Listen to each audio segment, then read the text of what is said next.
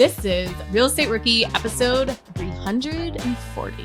My name is Ashley Kerr, and I'm here with my co-host, Tony J. Robinson. And welcome to the Real Estate Rookie podcast, where every week, twice a week, we bring you the inspiration, motivation, and stories you need to hear to kickstart your investing journey. So today, November 16th, the day this airs, is my birthday, and Tony got me the best birthday present ever. Today, our guest for my birthday is AJ Osborne, the self-storage king. Yeah, AJ's story is incredible, guys. And I'd say maybe the first 20 minutes of this conversation, we dive deep into AJ's background. And if you haven't heard the story, when we talk about motivation, when we talk about inspiration, AJ's story is that. You're going to hear a lot about the journey that he went through to get to where he is today. And then after that 20-minute mark is when we get really, really deep into the self-storage 101, everything you need to know if you want to get your first self-storage unit today. And I literally ended this episode, and you'll hear me say this at the end, that I now need to get my first self-storage unit because that's how good AJ made self-storage investing sound. But also a lot of the advice he gives is applicable to any asset strategy you are doing, especially in today's current market conditions. AJ, welcome to the show. This is your first appearance, I believe, right? On Real Estate Rookie? It is, yeah. We are so excited to have you. And as you may not be a rookie, we really wanted to bring you onto the show today to highlight some of the things you wish you would have done as a rookie investor and advice that you have to rookie investors today. I recently listened to you on Brandon Turner's A Better Life Tribe podcast. And on that podcast, you talked about when you got sick and some of the struggles you went through. Yeah. I have been nonstop talking about that episode because there were some things I didn't even know about you that happened to you. And I sat in my car that day and I said, I suck at life. I am so lazy. And I was wondering if you could kind of give a glimpse, of just what you went through and what you've still been able to accomplish because of that. Because I think some days people need that awakening as to everybody goes through struggles. Some struggles are different, but that shouldn't stop you from pushing and grinding and achieving things. Kind of a nutshell, everybody, just I became paralyzed out of the blue. Literally, I was fine. I was planting trees in my yard, and then my legs were hurting. I got in the bathtub because they were hurting, and I couldn't get out. My legs stopped working. And within a few days, I was being put into a coma. And when I woke up out of the coma, I was quadriplegic on tubes. So I was on life support. And this happened I was my early 30s, I think 32, maybe 33 at the time. We just had our fourth child. So my baby Theo, who is now almost 7, he's 6 going almost 7. He was 3 months at the time. I didn't even really say goodbye to my kids. It was just obviously Tessa dragging out. My wife's getting me out and get me into the car and going. I stayed in the hospital for months. And I was on tubes for a long time. They actually moved me to what's called an LTAC. And an LTAC is a long-term care facility because there was no checkout date for me. And there was nothing that they could do. Their job was to basically just keep me alive as my body, which was now completely paralyzed from the eyes down, was trying to get better. It's something we call it GBS. It's called Guillain-Barré syndrome. And almost all cases of Guillain-Barré are not that bad. So a lot of people get weakness, they do stuff like that, but it's actually not bad. But there's a subset, which are just the really lucky ones, which is like a fraction, like a percentage or whatnot, which is me. And that's when our whole body, our nerves are completely destroyed. So my nervous system and my body had been shredded, and my brain could no longer send signals to my nervous system to get my body to move. There's nothing to do to fix it. We didn't know what was happening. They didn't even know in the hospital what was happening. It's rare. So it's like 1 in a few 100,000 people, I think now, that this happens to. And for what happened to me, it was even more, meaning I was on tubes for over 2.5 months. I was on complete life support. And when you're on tubes that long, the outcome, it starts to go downhill, obviously, very quickly. meaning there's, they were having at the time discussions of, what are alternative options here? What are we going to do? Because if he doesn't come out of this, this is a very different thing. And so I was fired from my job in the hospital. I sold insurance and I made good money doing that. I worked for the second largest group medical benefits insurance company in the world. And I was fired. And when I came out of the hospital, I was sent home paralyzed in bed. So they let me go home, but it wasn't like, I got better or anything. It was just, they put me in a rehab facility where I had to relearn how to do everything. I couldn't even talk when I was on tubes because there was tubes going down my throat. And so I couldn't speak. So I couldn't communicate. So I communicated through these plastic sheets where I could see things and then I would blink yes or no. And when I went into rehab, we started to do speech therapy, occupational therapy, everything else. A lot of people look at that and they're like, that's hard to overcome and everything. And they're like, what were you thinking? And one of the interesting things is it wasn't fun, but I was in complete pain the entire time. So my nervous system had been shredded. And so the nervous system is now saying we're destroyed. So it's sending signals saying it's as if we'd been blown up to bits, right? Because all the nerves are ripped. That's what happens. Nerve gets hurt, sends pain signals. So my entire body was sending signals to my brain. We're on fire. We've been broken, destroyed, and burned. So for the first 3 weeks, I didn't even sleep. I would get rest by passing out on tubes. And that's how I got rest. They couldn't basically stop the pain. I was on fentanyl, methadone, oxy, morphine, and everything else under the sun. And they just couldn't stop it. It was just too much. They'd kill me if they tried to do any more. And so the whole time it was like this every single moment, trying for the moment that my body clicked back awake, right? It was trying to manage and get through this. So it was very much survival mode the entire time. But when they got the pain more and more under control, it never ever went away, but they could get it more under control. And when I went to rehab and I had to learn how to do all these things, every single step that I took was like walking on shattered legs. So the progress was excruciating to do the simplest things. And I was sent home, paralyzed then in bed with all this pain, everything else, because they didn't, it's like, what do you do with the guy? And then I would go to rehab from there. My brother moved in to live with me and he would help my wife and he would take me back and forth to rehab and I would lie in bed. And that obviously changed my life greatly. But out of it, when I was in the hospital, I was sitting there and I realized when I was going to go home, as I was sitting there paralyzed, I was like, listen, there's 2 people that are going to leave this hospital. One of them is AJ in a wheelchair and the other one is somebody else. Now, I don't mean that I thought I was going to get out of my wheelchair. We actually didn't know that would ever happen, right? But I meant mentally, meaning that wheelchair was going to be me. That's it. I was now that. Or it was going to be somebody else. And that somebody else, then I didn't know who they were. And I didn't know what that looked like anymore. I was a father. That hadn't changed, right? But what I'd become in my professional life and who I was and, all that work that I'd done to become that was all gone. So even my core principle is like who I was as a father to my children, that was all gone. I wasn't daddy. I couldn't go up the stairs to even put them to bed, like I was now a patient in my own home. And that was devastating. Not that I was in that condition, but it was devastating that I had to see my kids I had to see my kids look at me and know and see me like that.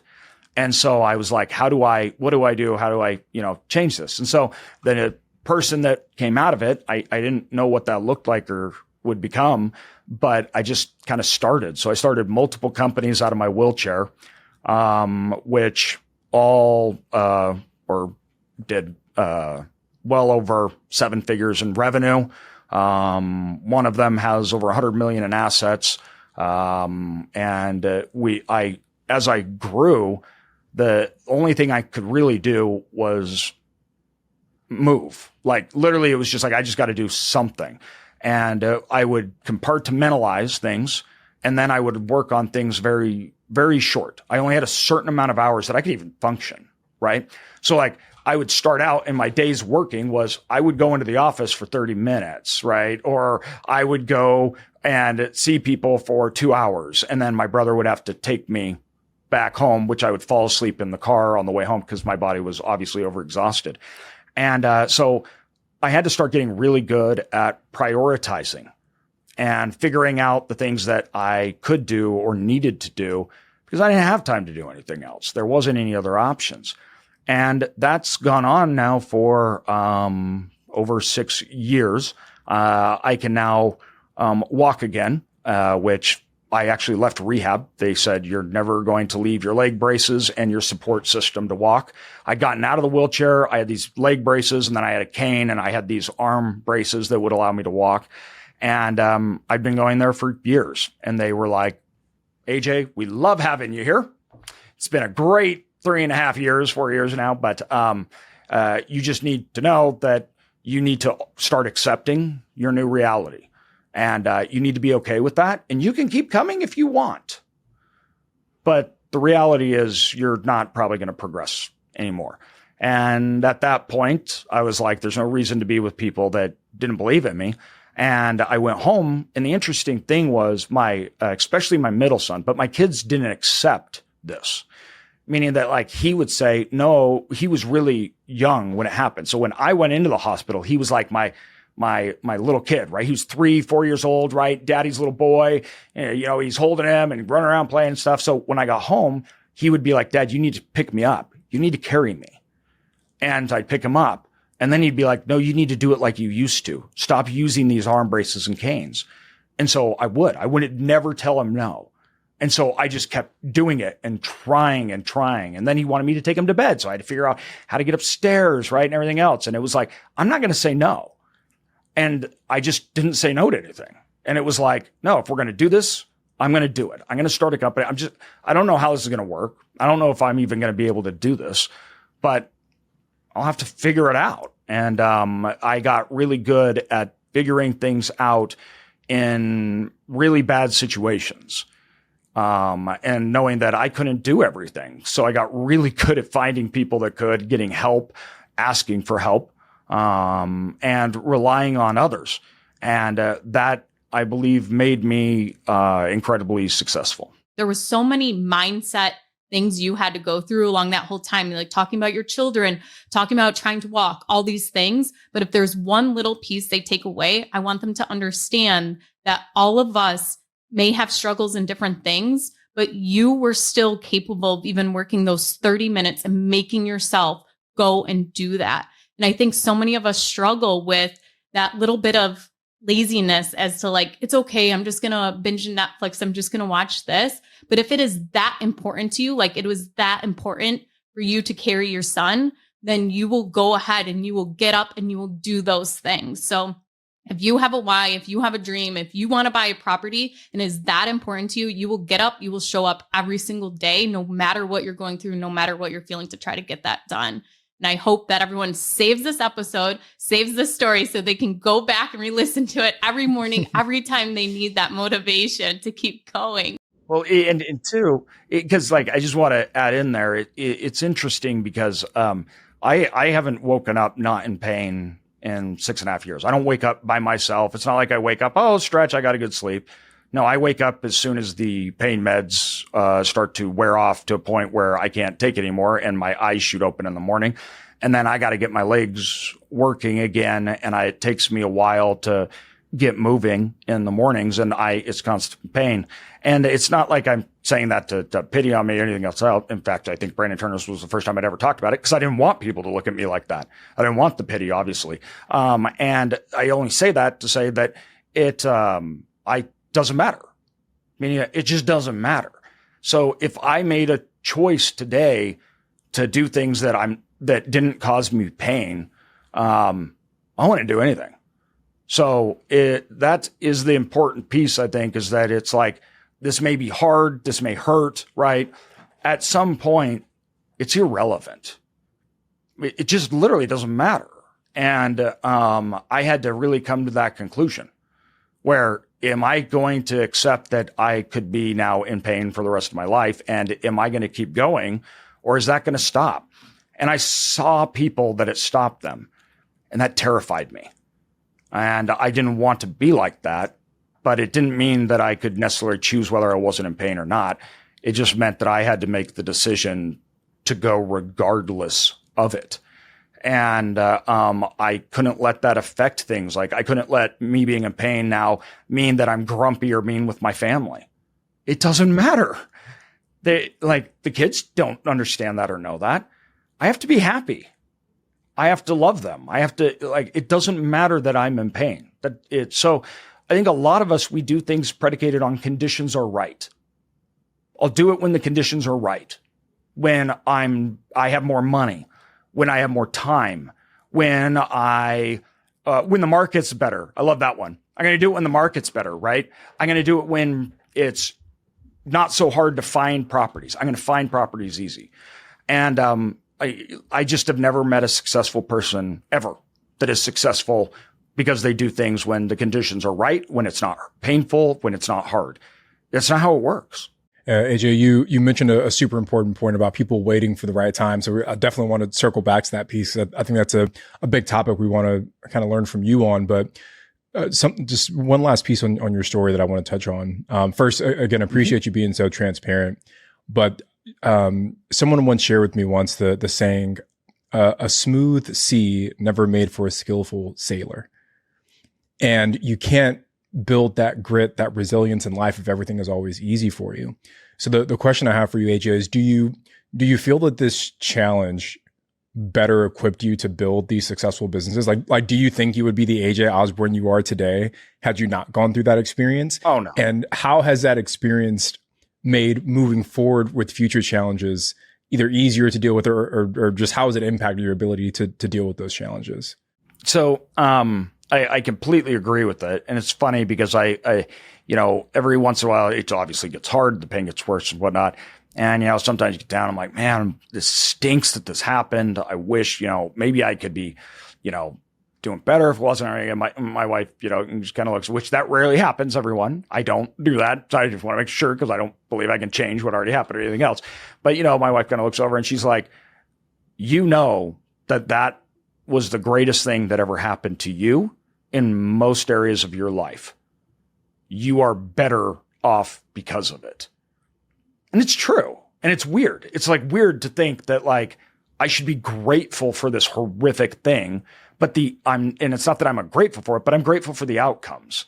And those outcomes are, first of all, it's really easy to get rid of your pride when you're lying on a bed and people are bathing you and rolling you over with rags and you just have to roll over because your limp body won't do anything. Lying naked in a hospital bed. There is no pride left. None. I couldn't do anything. Couldn't go to the bathroom, nothing, right? It's all gone. And my understanding of other people, them working with me and accepting help, that is probably one of the biggest things that changed. And that's hard. That may sound easy. It's really not. That tends to be really hard for us, everyone. And it's a lesson that I forget all the time and I got to be reminded. But it made me also build and look at companies and building systems that aren't relying on me because we know it can't be, right? First of all, it can't be because I don't know that I can even be here or that I'll execute, but I am limited. I'm limited. And that's okay because the fact that I know that I'm limited means that I can be unlimited in my outcomes. And that was a really big piece for me is I had to rearrange my goals and what I wanted to do and who I wanted to become because all of those things that I thought before, I'll just improve I'll just improve this and I'll be better at this, everything. All of a sudden I'm like, I can't do those things anymore. So does that mean I give up on everything or do I adjust? So I changed a lot of that. It obviously, I think, made me tougher. I think it made me have way more perspective. That was hands down the biggest thing. That was a wild perspective change. Gratitude. and having gratitude when everything is just horrible and horrific. You just look back and say, yeah, right. It could be worse. The things that I was excited about, the things that I was like, this is the most amazing thing in the world, were so dumb. Like, I mean, we have videos of me and the first time that I ate, and everybody's cheering like I'm a 2-year-old. They're all clapping. Everybody's like, yay, good job, AJ. And I'm just looking around with the biggest smile. I'm a grown freaking man with 4 kids, and I'm so excited as people clapped as I ate watermelon.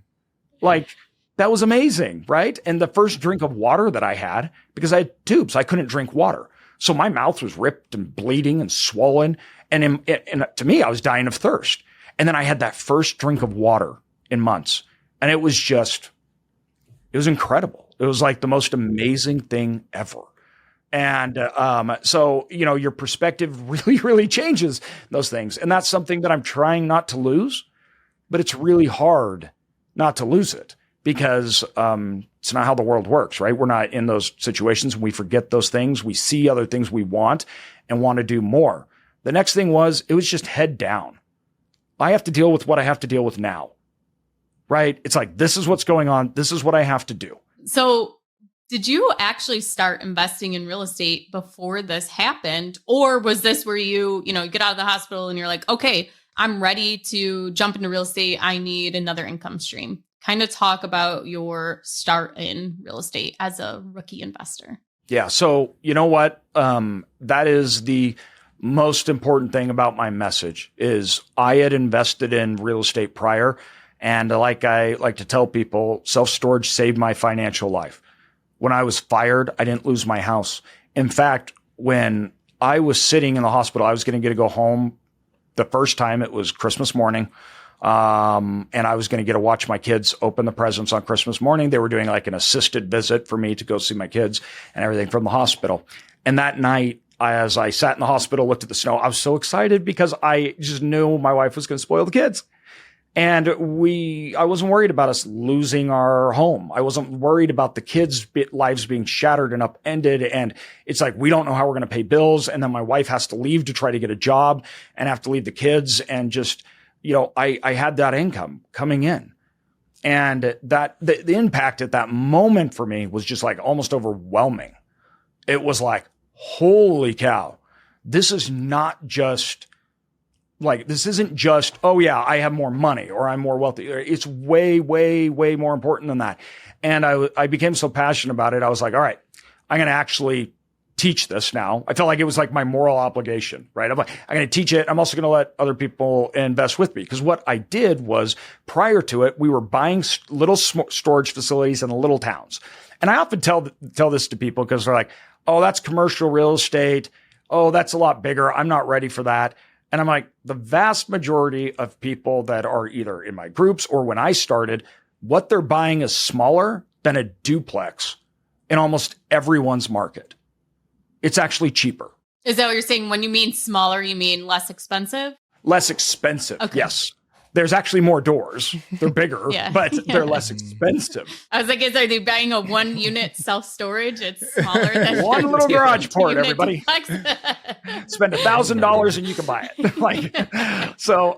But they are. I mean, we had literally we had a guy in my group that went in. It was Colorado for $250,000, and there was 80 doors. Wow. He got 80 doors for that, and people think. They think, oh, that's big commercial real estate, everything else. And so, first of all, I got to preface it with that. So it's just not like when we got started, we're talking teeny facilities in 3rd, 4th tier markets. Like this was not, it was, we didn't know really what we were doing at all. Like not even close. We had no clue what we were doing. And there was no information even out there on what we were doing. So there wasn't books, there weren't podcasts, we didn't have access to things. Banks didn't like to lend on this asset class, so the financing was incredibly hard. And we were going in teeny cities and buying these little facilities, and we were improving them. AJ, let me just ask, right? Because you've mentioned a few times about like the small cities. How were you identifying? Because you're in Idaho. Like, how were you identifying these other cities across the country? Like, if I'm a new rookie and I'm doing this for the first time, Like, how do I know what's a good city for self-storage? I can give you my actual playbook that works today. Yeah, please. This is exactly how I did it and how I think everyone should do it. So I live in Boise, Idaho, and there's a freeway that runs around the Northern Rockies, which goes through Washington, Oregon, Idaho, Wyoming, and Montana. It makes a big loop around my state, right? So it goes around the mountains. Reason why this is important is I could drive to almost anywhere in that loop in one day. So what I did is I said, I'm going to look at this loop, the Northern Rocky Mountain Loop, as we call it, and I'm going to find all the cities that are in this region. And what I'm going to do is I'm going to find very simple things. I don't want big cities because I was afraid of them to compete, everything else. I wanted under 50,000 people. All I wanted it to be was not a dying city, right? And then from that, I took the top 10 cities, top 10 meaning they weren't dying and they may have even had a little growth, and I listed them. From there, I went in every one of those cities and I found all the storage facilities in them, so 3 or 4, and I listed those and I ranked those based upon the best location and the worst run. Then I ended up and I had a list of my top 10, and then in every one of those top 10 cities, I have a list of the top 3. All it was is based upon location and the worst run. The top 3 cities, the top 3 facilities in each one of those cities predicated on the best market, the best location, and the worst run. And just like that, within an hour, I had a complete hit list of all the assets that I would want to go buy. And then we went out and just started building relationships with owners. I actually went to brokers and said, hey, I'd love to get any of these facilities, and tried to see what we could get. That's it. It wasn't complex. And my business model that still works today was this. And now, I like to think maybe that, I'm not completely stupid, but I wasn't smart enough to do anything very technical. Our model stood on 3 legs. It was the fact that we would answer the phone. We would actually make sure people paid their bill, right? And we would try to let people know that we were there. That was my business model. And that was my value add system. And it works well, really well, actually. And it was very simple. That was it. I do cities, sites, location, quality, what I could improve by simply answering the phone, making people pay their bills, and letting people know that we were there. Everything after that grew and just became fluff, right? And not fluff, it's actual strategies. I mean, obviously now we have, a lot of employees. I have corporate offices. We have sites all around the United States. I own 7 to 8 companies. I'm actively the CEO and running 4 or 5 of them. I was the founder of almost all of those, outside 2 of those that I owned, and I was a founding investor and I sit on the board. And that all started from that very simple strategy. And that strategy still works today. Everything else from there grew from something very simple. We didn't have access to a lot of capital because banks wouldn't give it to us. So guess what we did? We went and talked to the owners and said, I can't get money. Nobody can get money because you're a facility in nowhere town, Washington, Idaho, or Oregon, or wherever. And so nobody's going to lend us money. No bank's going to, because this was prior to 2008, everybody. And self-storage, nobody knew. Nobody wanted to talk to me about storage. That wasn't a thing. It was like, oh, you own junkyards or something? Like, it was looked down upon. So it's very different than today, right? But at the time, banks looked at it and were like, this is a weird asset class that literally thought it was a fad. They thought it was a fad. They're like, this won't even survive, right? And so we had to go to the owners and say, we can't get money, anything else. We need you to actually be the bank, and we need you to help us with the banks to even get this done. And here's what I can pay you, and here's how we can make this work. And so that's how we got the properties. And then we just tried to do the basics and run them better, and everything was focused around revenue. That's it. And the best thing about storage is that it's not a real estate asset class. It's a business on top of a real estate asset class. What that means is I can do very little things that actually improves the revenue. Because I had a problem at the time where people talked about real estate and they said, because real estate, those that remember, was a big deal in 2005 and, 6. And, people said, well, when I asked how you make money, they said, well, the market makes you rich. And I'm like, what do you mean? And they're like, well, the market goes up and you make more money. And I was like, I don't get that. That doesn't make sense to me. I understand that may make sense to you, but actually that simple message to me was so utterly complex without answers that it scared me. When I looked at these little storage facilities out in the middle of nowhere, this was the answer. This thing has 60 units or let's use 100 units. 10 of those units are not paying today. Of the rest of them, some of them are paying way less than their other neighbors are paying, and they should be. There's nobody's answering the phone, right? Nobody's doing anything. So I knew that I could buy it. And if I just made those 10 people that weren't paying, I just increased gross revenue by 10%. That means my net income went up by like 30%, i.e. my value just went way, way up. That to me was actually a less complicated answer and very simple. Why? Because I could see it. I could measure it. Now, if the market goes up and things go up, that's great, right? I've obviously made a lot of money because the market makes us all rich as it goes up. It's not that that's not true, but I couldn't plan on that. I couldn't measure that. That wasn't real. Where storage facilities, I could look and I could actually measure what I was going to make, what that upside really was. And two, I knew exactly how we were going to get it. It wasn't on future things that may happen. And so that meant I could plan and I could buy, and I knew what I was buying, and I knew the upside I was getting from day one. And so it wasn't gambling, and I didn't need to know all these complicated things about macroeconomics and how interest rates affect everything else. I was just like, no. Even though you do know all of that.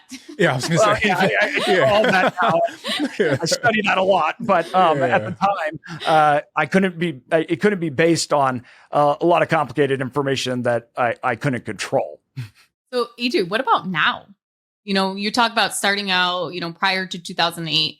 Right now, should somebody jump into self-storage, or did they kind of miss the window of opportunity? What does it look like right now? Right now, it is actually the best time that I have seen in easily 8 years to be getting into real estate. And two, it's the best time if you're a beginner. Here is exactly why. I'm not just saying that like it's like, oh, you should be investing. So if you have $10 million, lucky you, go do it. That's not what I'm saying. You mean you're not about to pitch some kind of $20,000 coaching program as to now's the best time to join? And guaranteed you will be successful. All you need to do is watch an hour-long course and you're going to be a multimillionaire. No. Yeah, AJ, I'm super interested in this so please continue. It's way more for you, Ashley, if you're buying anything.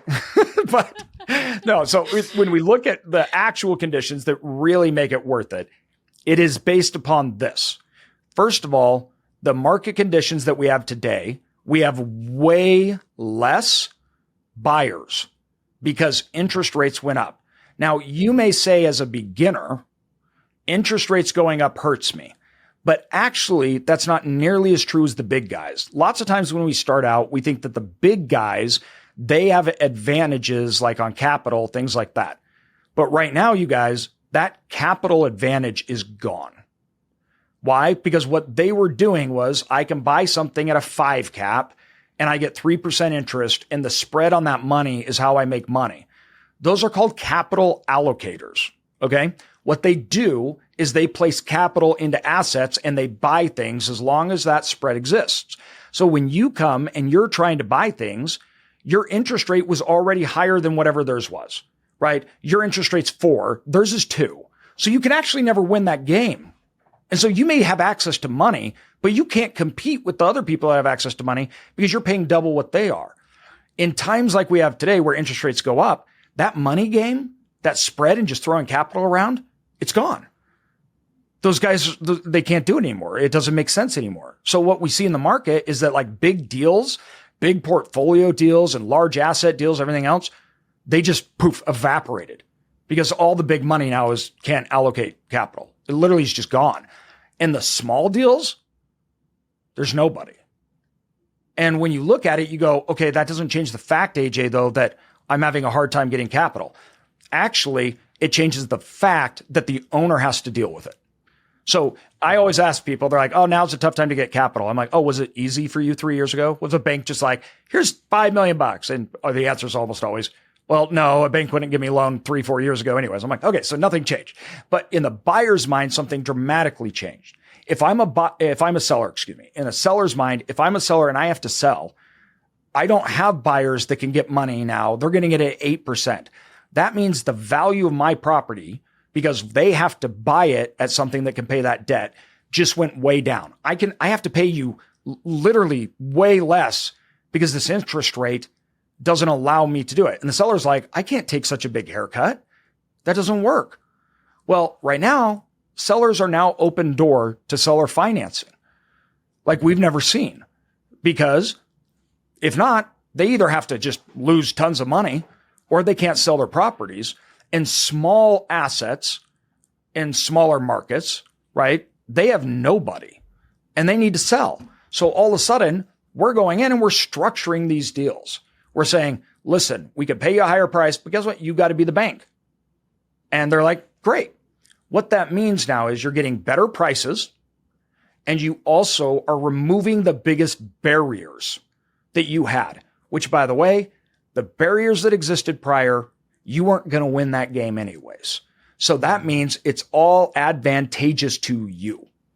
And the big boys aren't going to work because they don't get paid for work. You got to remember that. They get paid for placing capital, not for actually working, not for actually finding deals.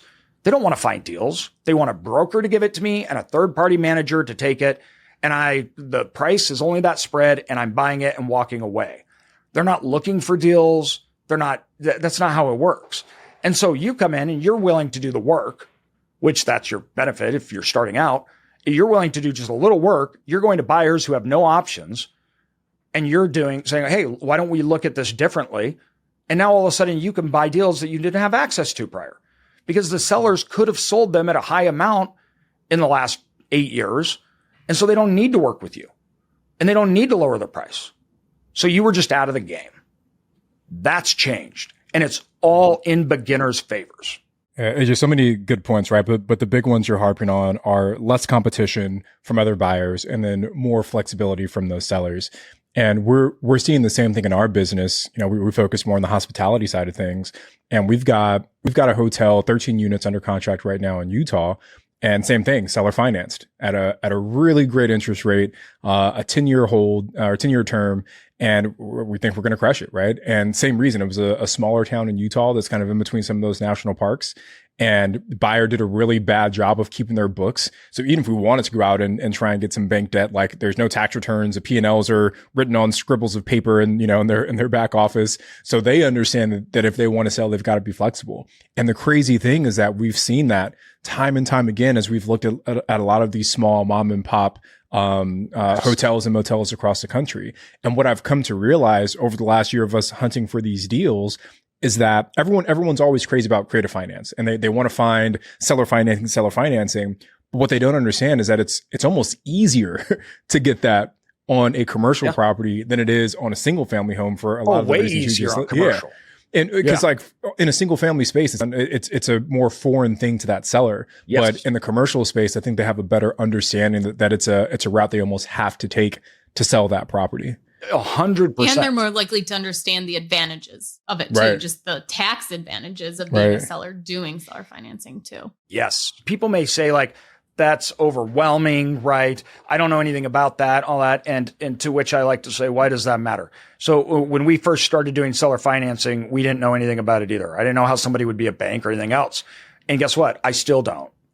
Meaning I know the basics and everything, but you think I'm executing on this stuff? I'm not an attorney. I'm not a CPA. Mm-hmm. All I'm doing is saying very simple things, price and interest rate that I have to pay. So when we look at it, we do a 3-offer strategy. We say, all right, if I have to go get all the money and just cash you out, I can pay you $1 million. Now, if you're going to come in and put some of your money up and I have to use a bank or I get some other type of debt and collateral, I can pay you, let's call it 1.2 million. Mm-hmm. Now, if you're going to come in and seller finance the whole entire deal, I'll pay you 1.3. Mm-hmm. Because if I go to the bank, I got to pay 8% interest rate.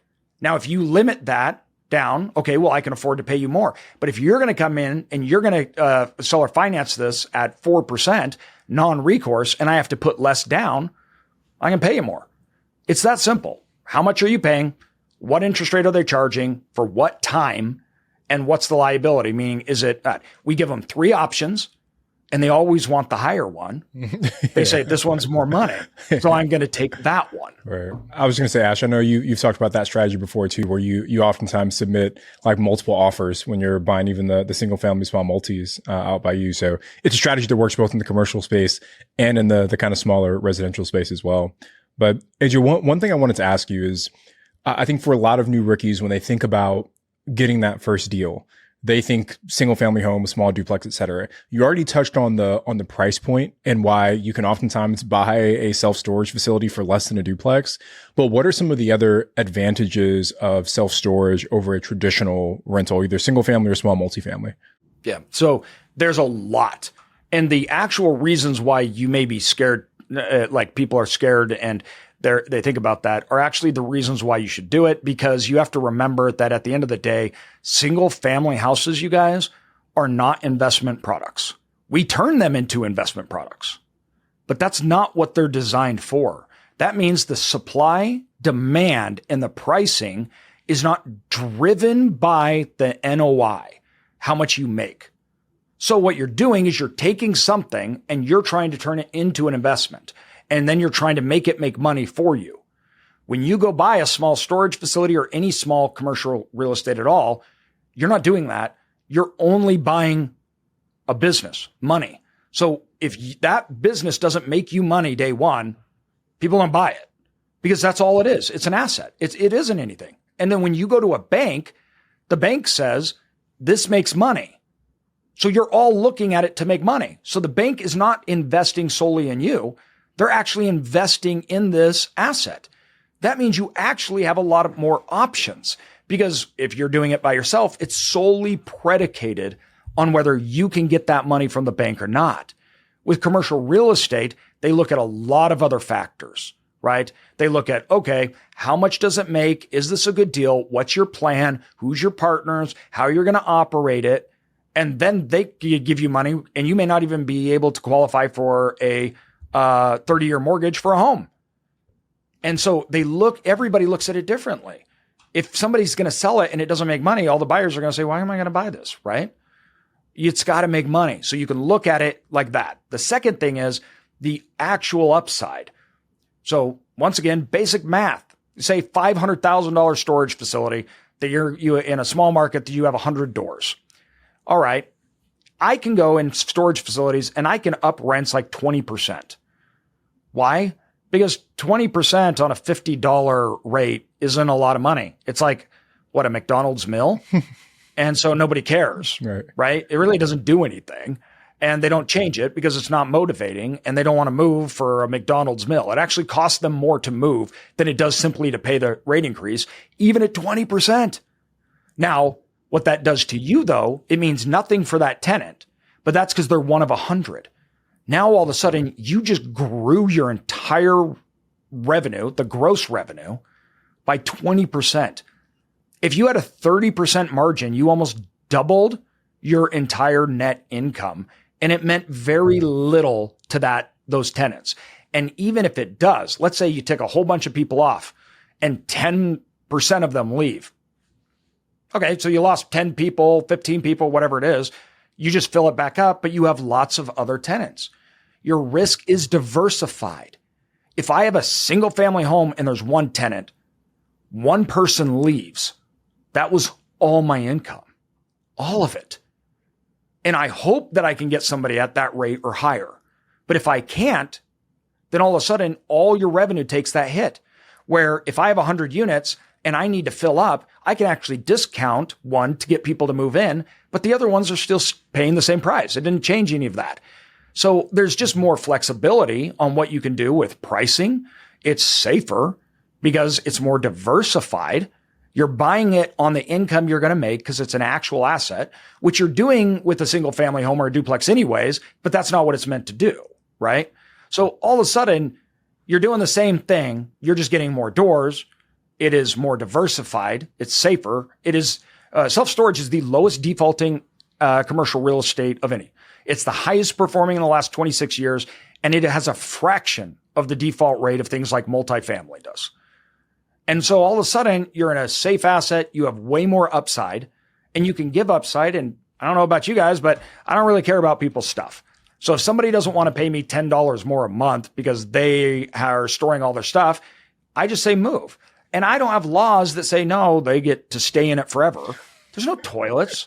Nobody's going in and flooding a toilet that I have to fix or anything else like that. That doesn't happen. CapEx is actually, way AJ, didn't want someone build a house inside one of your units once? That is 100% true. Somebody literally built a house, like multi-levels and everything. And we're like, dude, we love the ingenuity. Amazing what you've done here. But you got to take it. But it's against the law. You can't do that. Get out. I don't know what to tell you here, buddy. So AJ, I think given where we're at in like the economy right now, there's fears about this recession that maybe is or isn't coming. Do you feel that self-storage is quote unquote like recession resistant? Yeah. Thank you for not saying recession proof. That's a trigger word for me. So a lot of people started saying things like recession proof, right? And that really triggered me. First of all, I'm like, you say that because you never went through the Great Recession, thinking that storage and everything else did really, really well. And even though that's not how it works, everybody. Assets, there's no such thing as a recession-proof asset because every recession is different and it hits different assets. And two, you have localized things. Okay.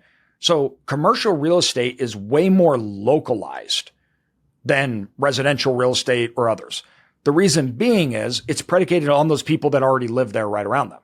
It's not predicated on big migration patterns and what's going on, right? You have a 3-mile radius. That's it. So I can see how it's doing today and what it's doing. So all of a sudden, if you're buying and you're looking at those things in a really localized area, even if the overall markets change, it's just not nearly as impacted because it's so localized. But real estate cycles go up and down. All of them do, right? Now, it is more recession resistant, though, than most asset classes for the things that I just mentioned, right? And also for the fact that we can change and do things quickly. There's not nearly as many rules or laws. It is probably the best hedge against inflation of any asset class out there. Why? Because inflation goes up 8% one month and 5% the other. I can immediately give a rental rate increase. I can also immediately discount if I have vacancy, and I can change those things like that. It's just really easy to do. So our revenue is, we can change it. We have an actual power effect. That means we have higher margins because there's lower CapEx and lower operations. Storage facilities on average have a 40% margin, like the highest in real estate. That means we can actually have cushion and we can survive more, right? It's a cash flow game. And that's what we're playing here. So yes, it is way more recession resistant than most other assets.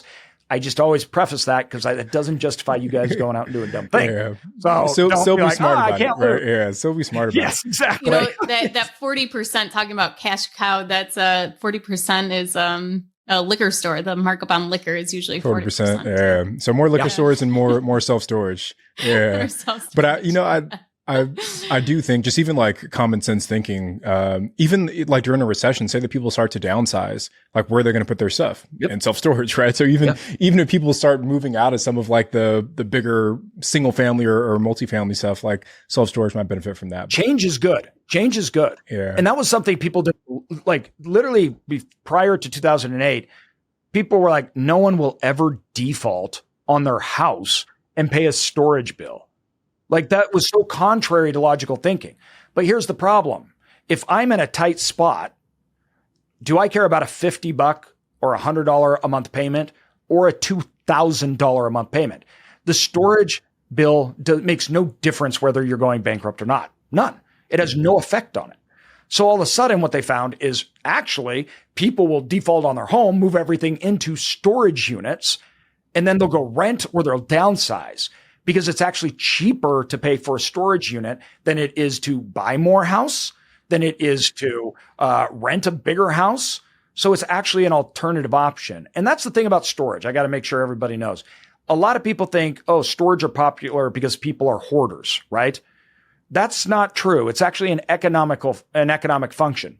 Yes, people are hoarders. But the reason why, though, is real estate has gone up in price so much that it's a revenue or it's a cost per square foot problem. First of all, in the United States, we have a lot of regulations on our lands, HOAs, government regulations. When I was growing up, if we wanted more space, my dad built a shop on the side of his yard, right? You can't do that anymore. And two, even if you wanted to, that not only the HOA, but the city wouldn't let you, even if you wanted to, that is going to be so expensive today. So if you just add on space, right, the cost of it is huge. Whereas if I can go rent a storage facility, all of a sudden it's really cheap. So I can't do it because the laws won't let me. So I need something to do with my stuff, but also it's cost prohibitive. So all of a sudden you have businesses that are saying an office space to hold files is $200 a square foot a year for me to hold files, where I can go put all those files in a storage unit and it's $20 a year. When then I turn that office space into revenue producing, now it makes me $200 a year. That's a $400 swing. And a storage unit costs $20. It's an economic output, right? That's why people use storage. Business. I have some facilities that 30% of our tenants are businesses. Wow. It's just, we live in a world where it doesn't like space is expensive and it's restricted. That's why storage people use it, and that's why it's popular. AJ, you've got me like foaming at the mouth now about trying to get this first self-storage facility in my own portfolio. So I'm gonna have to replay this episode. But the last thing I want to hit on is the actual cash flow. We talked a lot about why self-storage is, easier to get into, the financing, the cash, the ability to increase rents. But like at the end of the day, like maybe even give us like the numbers on one of your earlier deals. But like if I go out and I buy 100 units, somewhere in that north rim of the Rocky Mountains that you talked about, what kind of actual revenue and potential profits could I see on one of those deals? So, all right, I want to be, careful about talking about this, because obviously this is, but let me put it first. We do value add. So I'm buying them and I want to turn them around and measure it. So I'm like, okay, when I buy it, I want to see what I can get. And then I want to get it out of it based upon measurable things. That usually takes me 2-3 years, right? So in general, when I buy them, I'm not looking for lots of cash flow up front. Why? Because I'm changing signs. I'm doing all those things. So I don't plan on getting huge upfront cash flow or distributions or anything else like that. Why? Because I'm actually trying to take that income from here to here. I'm not just milking it, right? And so generally when we do that, and two, when I say value add, this isn't like multifamily people. I'm not going in and putting tons of capital in. I'm talking like operations. We do better things online and we train things, right? We're not injecting huge capital and we're hoping that the market accepts this new offering. That's not what we're doing. So it's not capital improvements. Yes, not capital improvements. We have those, but it's way smaller, right? We may have paint. You may have a reseal on the pavement, and we will maybe, like, if there's an office space in it, we may do some things to the office and we have to change the sign. Maybe there's a broken gate. Yeah. That's the most. That's like a full, if we did all those things, that's a full rehab. Like, you're done. And how many people hate rehabs, the process of finding a good contractor, managing them, all those things. Do. Yeah. So when you look at that, our assets that we buy, our model is, before I get into numbers, so you understand our model, I simply take what I call that money on the table, means I can see it, it's measurable. We go through it, we get it off the table. That improves that net income. And then we refinance it, get our money out, and then we redeploy it, and we still own the asset, and then we just keep doing it. That's how we actually grew to 150 million in assets without any investors. Before I went in the hospital, I never had an investor. It was me and my two partners, my dad and my brother-in-law. We never had investors. We built it up ourselves. All the companies we owned were ours, 100%, right? And so by doing that, we just kept building and kept compounding it. We knew we could get to the refinance point by what we could measure. So to us, it was like a known thing. We just had to do the work to get it. And that's what we still do today. We still do that exact same process, right? Our long-term hold strategy, the refi, is really unique. We do it based upon our return stuff. And I'm not going to go too far into that because it's more depth. But with that said, so far our average has all been a 30% internal rate of return. north of that. I don't think we've had any that is under 30% by the time we've got to that point. A lot of them we've had our money paid back completely in 4 years without even doing a capital event. Wow. So we're looking at high cash flow, ability to improve. Now, during those times, some years there's good years, some years there's bad years. That's how it works, right? Which we're fine with. We expect it. And we actually structure our deals so that the market can change and move. I don't expect the market to make me, but I know the market can kill me at any time. And so we make sure that we can survive and our assets can survive, because the goal is to do improvements and make it better over that set period of time. If the market goes up, great. But even look at this year. So this year, it was hard in commercial real estate, right? And numbers were coming back down to earth off of COVID. And we saw reductions in occupancies and even rates across the board on every single asset. During that time, every one of our assets' revenue went up. Every one. Even though in some of our markets, we had a contraction of like 20% on market rates, and we're up. And so it's, when we look at it, predict it, even when times go up and down, we're moving within it. It's that long term. I don't think 5 years is long term, but it's more of that long term, right, trend. So we want to have cash flow and everything by year 2, just we're getting cash flow and distributions, right? And then as those distributions and cash flows that we have, they grow, we need to do a capital event where we get our money out. If not, we run into a problem where you have an equity to income problem. That means you have all this equity and the income you're making is disproportionate to the value of your investment. And that means your investment's actually not making a good return. Even though you're saying, I'm getting a 15% return on my investment, that's a great return. And you went, yeah, but that 15% now means your investment that was $100,000 is worth $300,000. So you're not getting a 15% return on that investment because your investment also changed. We want to make sure that the return is high, right? But that you're getting a real good return. That's why we want our money back and get it working again while we're still getting that return. We call it stacking. We call it our stacking method. And what we do is we just stack assets and we stack cash flow and we keep our money, the original money, just keeps going and just buying and building us more. So that's what we do. That's how we do it. We did it through 2008. We're doing it through now and we'll keep doing it. We'll always do it. I have a whole portfolio of companies now that's all they do. I have an architecture firm, a debt brokerage firm. I own a tech company. We own and operate the assets. And that's something I want to make sure is very clear here. I am not a syndicator. I'm not a capital allocator, right? I am not even an investor. I am an operator. I build and run my businesses. I'm speaking from ground up building and running them. I'm not just out, there's a big difference between that. I actually see the assets. I'm underwriting them. We're buying them and my companies are changing them and moving them up. So it's not like I'm just saying this stuff out of like fluff or, we got lucky or something like that. We just created a process that we know doesn't work out every time because you'd be crazy if it did.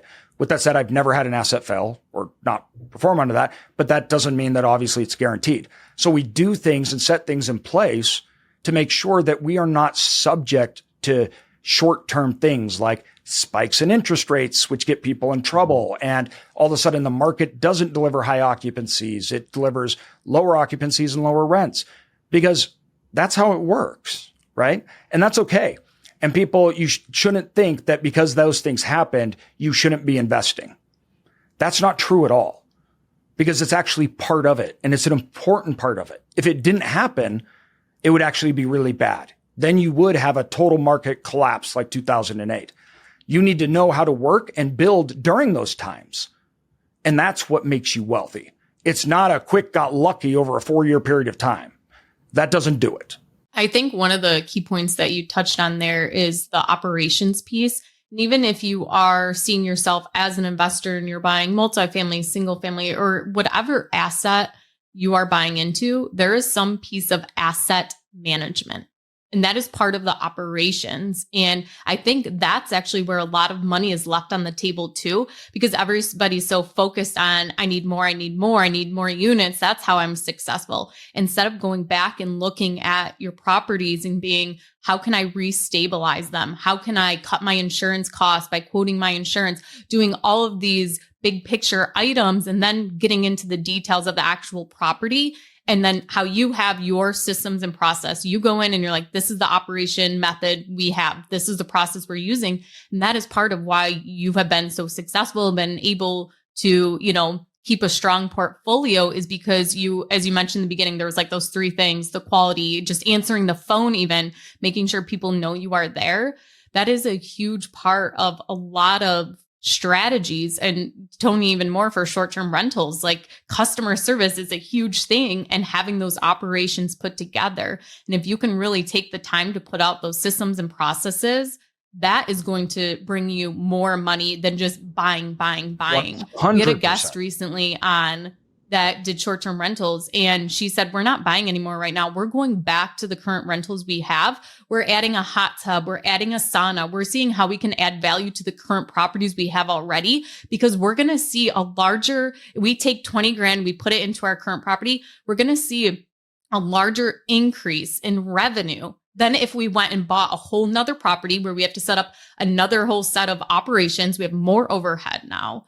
And I think that's a big piece that's kind of forgotten. Everybody just talks about the acquisitions, acquiring, and the operations is almost kind of set aside sometimes. And it did, because the market was so good, nobody had to do it. Yeah. And 2, frankly, everybody got lucky. Yeah. So everybody, all these capital allocators and everything, they were just like, oh my gosh, we're just getting the benefit of this upside. Nobody thought about actually running it. Why? Because you didn't need to. Occupancies were so high, rental rates were just going up regardless of what you did, right? And that's great in the moment, but that's never a long-term trend. That will always reset. Always. The market will get rid of bad performers and owners and bad assets, right? That's an actual inefficiency in the market if it doesn't do that, right? So when we look at it, it's really important. I love what you said, Ashley, because the goal is not to have doors. The goal is to have money. Yeah. And so I'm not trying to have the most doors. I'm trying to have the most money. And most people think that just because someone has a lot of doors, that they actually own those things, right? And that, which actually is most of the time completely not true. Right. I would rather buy something at $30 a square foot and have it be worth in 10 years, $300 a square foot, as opposed to just having that much more doors, but not getting that lift. You'll make more money. That much more of a headache too. That much more of a headache. And a not profitable one. Then you're burnt out, everybody. Yeah. And I talk about this a lot. Most people buy themselves a job. That's what they do. They buy themselves a job. And 2, it doesn't actually create them financial freedom. That's not how it works, right?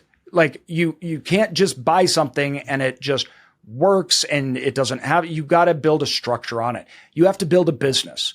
Even if that's one property, everyone, one property. And 2, I'm not saying you build anything. You don't have to property manage. You don't have to do anything. You still have to build a business. So I have my property manager. I have my broker. I have my bank, right? I've got my, maybe even an asset manager, or maybe you're the asset manager, right? I got my insurance guys. You got your whole team. What are the processes? What are the reports? That asset or that property manager, I need to know what they're doing. And I need to know if they're doing a bad job or a good job. So I need to learn how to operate a real estate asset, not because I have to do it, but because I need to know the right questions to ask, or I'm going to get reports and I'm not even going to know what they mean. So you are running a business, even with one property. And even if you're doing 0 of the work, it's still a business and you've got to treat it like that. And then from there, you can also figure out how to grow more, because a lot of people aren't going to like this, guys, but one duplex isn't going to make you financially free. It's just not going to do it, right? You've got to have more than one. So I mean, maybe if you want to live in your mom's basement and she cooks all your meals. I like ramen noodles, so I'm okay with that, right? But you need to buy more than one. So you need to figure out, understand what you're doing. Take your time. You don't need to do the work, but then you need to figure out how to repeat that, right? And it's not about owning 1,000, right? It's about owning enough to hit your goals, and having a good way that you're operating it, and that those things are building wealth and income for you. That's what it's about. And you need to do that good and right and take your time. So many people, you guys, are just in a rush because so many people made so much money in the short term. And now they think that they need to do it. They saw all these guys that just went and raised a bunch of money and put it to work. And now they're saying that they own, 1,000 doors. And they're just like, wow, I suck at life because I'm not doing any of these things. Meanwhile, they actually make more money at their W-2 than that guy does with his 1,000 doors. That's actually quite common. Yeah. And so keep, I think, bring it down to earth. Don't beat up on yourself. Focus on the long term and build correctly, even if you're not doing it. Do it right. AJ, what a great note to end on. And Ashley and I were like chatting on the side over here that we could just listen to you talk real estate like all day, man. Like we just need to have like a segment of the Rookie podcast with just like AJ's musings. That way me and Ash can just keep picking up on all these nuggets. But so many good things throughout this conversation, brother. Oh, thanks guys. I appreciate that. Yeah. AJ, where can everyone reach out to you and find out some more information about you? Yeah. So self-storage income, anybody interested in self-storage, learning about it and how to do it. Self-Storage Income, the podcast. I have a new book coming out.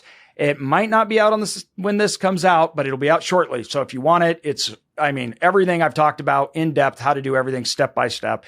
And you can go to selfstorageincome.com, and we actually have a spot that you can go in and we'll get the book to you. It will be coming out this month.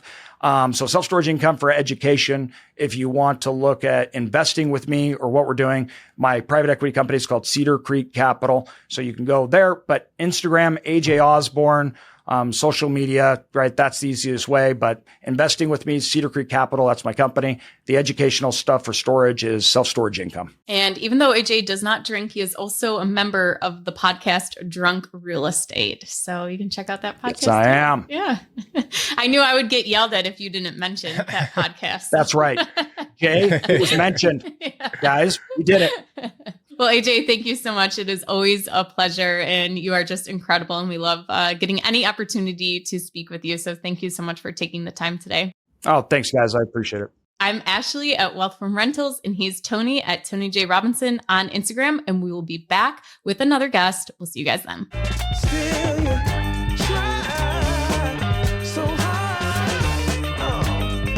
Cover up your games.